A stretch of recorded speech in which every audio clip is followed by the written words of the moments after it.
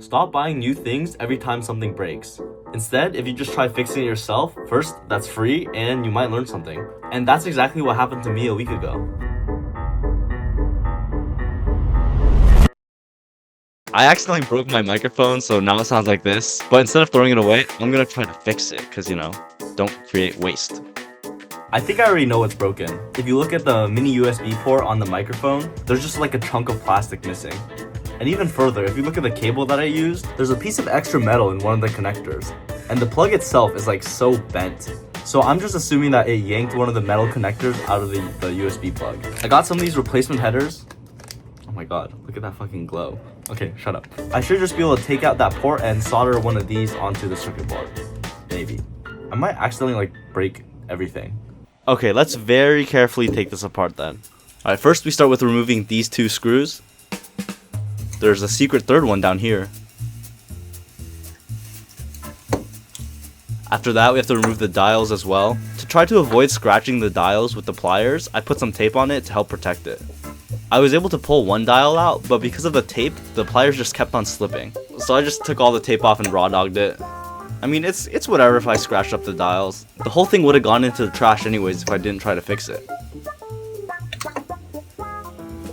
With the other dials out, I can finally take off the metal housing, and you can see that this thing is really well made. The blue housing is completely metal. There's two nicely made circuit boards mounted on this really rigid metal frame, and yeah, it just looks like a really solidly built product.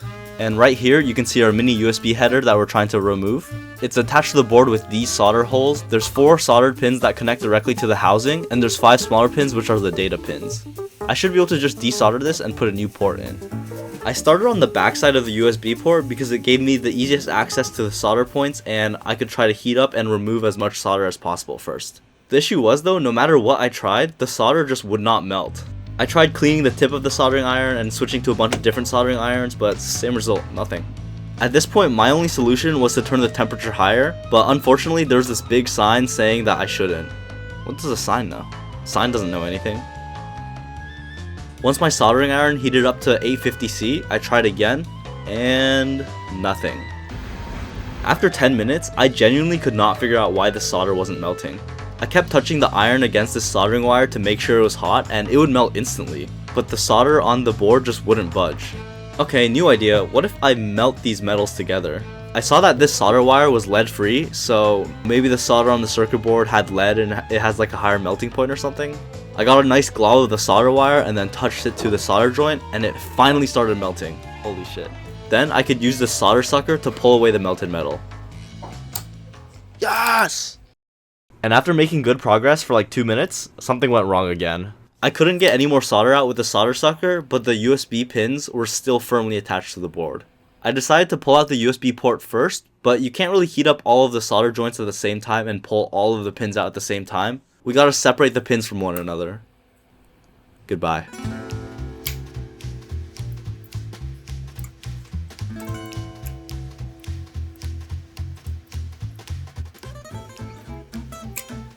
I grabbed the pin with pliers from one side and heated it with the soldering iron from the other side. Once the metal melted, I could just wiggle the pin out. And one by one, they all came out.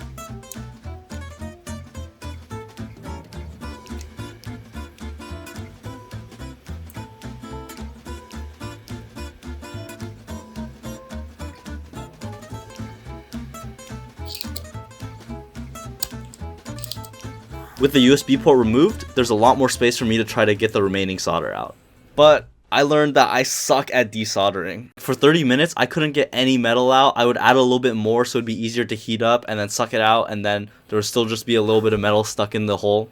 After giving up, I decided to secretly watch the guy that was sitting next to me desolder something on his board, and apparently I've been doing it wrong the whole time. I would have the iron heating up the solder with the solder sucker ready to go on the side, and then try to quickly move the iron out the way and suck out as much of the solder as possible. Like try to get like a nice seal onto the joint. But apparently, you're just supposed to hold the solder sucker next to the joint as it heats up. So you can just hold the solder sucker above the soldering iron and just press the button, and it works. Like, how did I not know that? Like, what the hell? And first time I tried it, I did fuck it up. You can see the solder pad fell off of this one, but I'm pretty sure that one is just grounding And there's 3 others of those, so it should be fine. But you can see all the other pins are finally cleared. And after giving the new USB port a little push, it fits in perfectly. After that, I can just put a little bit of solder on each of the pins and it should be good to go.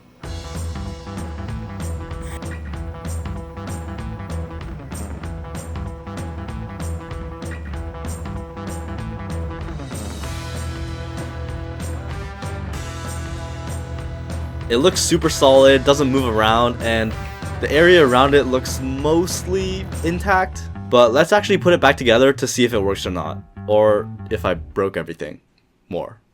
That's kind of the beauty of it though, because it doesn't matter if I broke it more. If it was unusable in the first place, I might as well try fixing it. Putting it back together is super simple, just do the opposite of taking it apart, you know.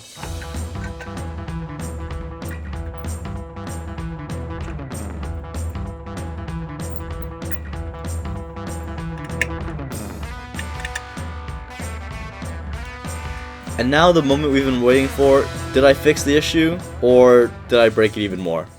Light's still on, that means it didn't get completely fucking broken. Hello? Test, test, test. Wait, it looks good. Wait, the audio looks good. Wait. I don't know how to test the microphone. Wait, it still sounds shit. I don't understand why it's still broken. Is something just actually broken with it now? Wait, so it's like the high end. Handle the extreme.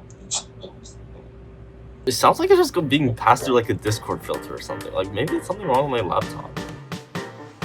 Wait, there's no way. I just fucking figured it out. Dude, it's working completely fine now. What the fuck? It's completely fine. Do you wanna know what the issue was?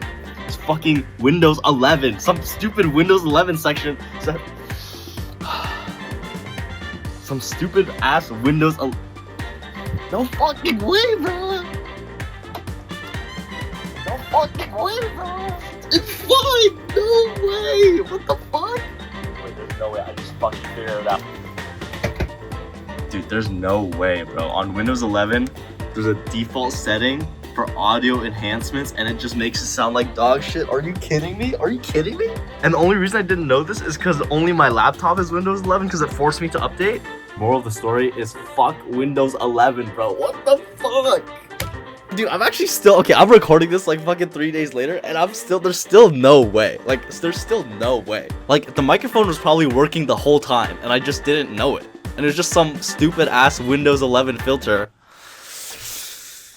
Okay, real moral of the story though is you should try to fix stuff. Even though I didn't actually fix anything, I still learned how to properly desolder, and I learned this cool little trick to mix the solder so it would heat up at a lower temperature. I'd never be able to learn that if I didn't just try fixing stuff. Dude, Bill Gates, get the shit sorted. What are you doing?